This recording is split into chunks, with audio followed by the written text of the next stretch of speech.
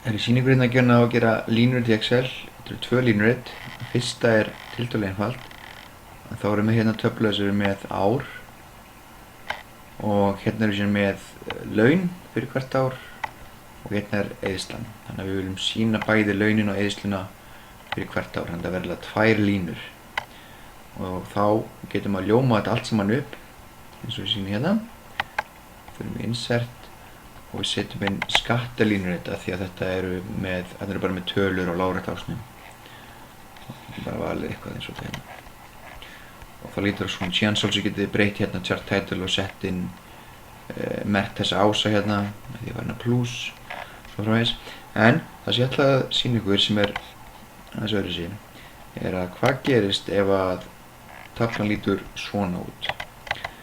Þetta eru sömu upplýsingar, hérna eru með árin, hérna eru launin sem við sýna, en hérna er komin einhver nýr dálkur, styrkir eitthvað, sem við viljum ekkert hafa þetta á línutinu. Við viljum hafa launin og eyðsluna. Og vandamál það er að ef að þú fer að ljóma allt þetta hérna upp, þá birtist líka þessar upplýsingar styrkin, sem við viljum ekki.